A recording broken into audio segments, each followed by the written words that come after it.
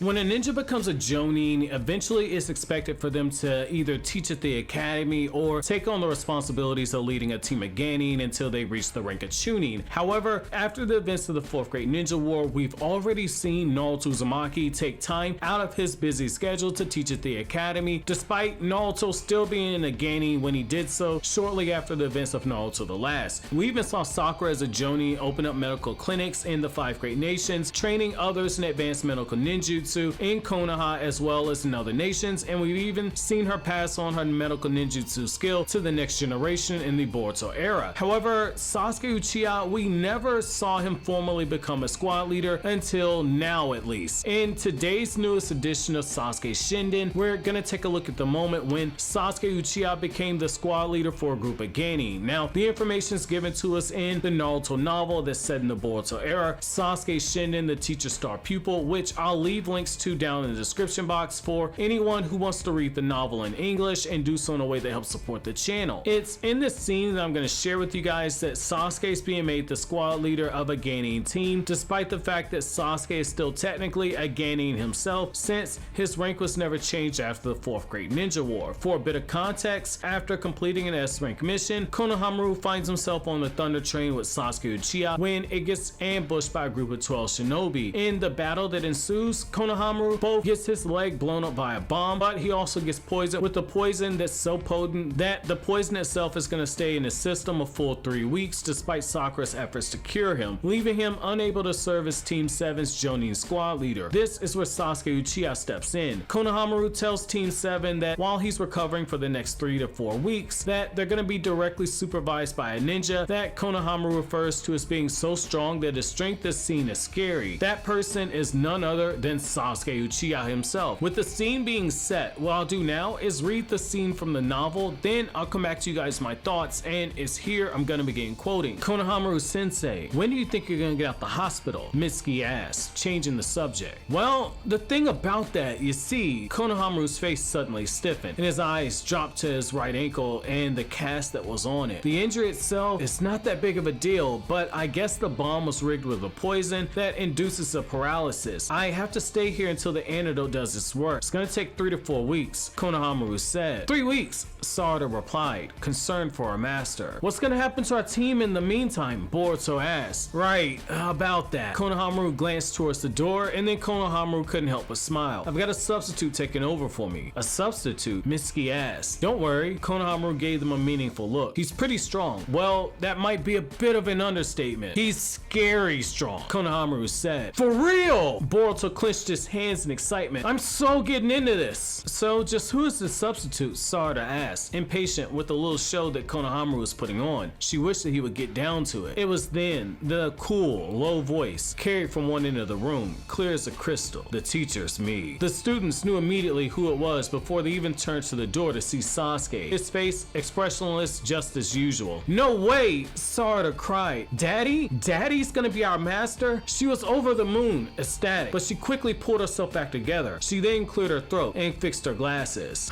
So, you're gonna be our master, is that it, Dad? Sarada asked. Sasuke replied before nodding. It turns out I have to stay here in the village for a while. Just made sense. Sasuke said. Seriously, alright! Boruto threw his arms up in the air with a grin that nearly split his face in two. His eyes glittered. He wasn't gonna try to hide his delight. He was ecstatic. Next to him, Mitsuki smiled faintly, his face full of anticipation for what was to come.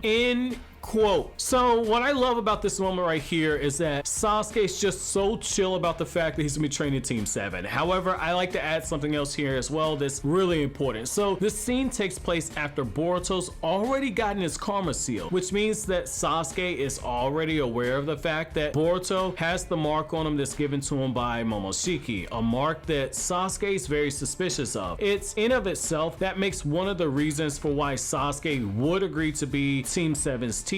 On the other hand, they're prodigies, but they're also children as well, as we saw earlier on in the novel when Team 7 trolled Konohamaru. However, the mark on Boruto is something that Sasuke was immediately suspicious of and he took great interest in. A variable like that is too much for Team 7 to be left unsupervised. While there are other reasons for Sasuke taking on this role, this underlying reason does make a lot of sense too. What's really interesting here is the fact that Boruto and Sarada, they're excited about Sasuke leading the team for 2 different different reasons, and I really love that moment where Sarada tries to hide how excited she is, where her internal monologue does not match the visible output that she puts out with her expression and with her words. You have Boruto, who wants to spend more time with Sasuke so that Sasuke can begin to properly train him instead of a quick lesson here or there, or Sasuke leaving some type of a checklist of stuff that Boruto needs to work on. For Sarada, having Sasuke there as her squad leader allows her to spend more time with her father and eventually get that one-on-one training with Sasuke that she's longed to get for a very long time. The biggest thing here is the development for Sasuke. He went from pushing away the bonds when he left the village almost 2 decades ago to now being the team leader for a group of genin that included his daughter, the son of his rival,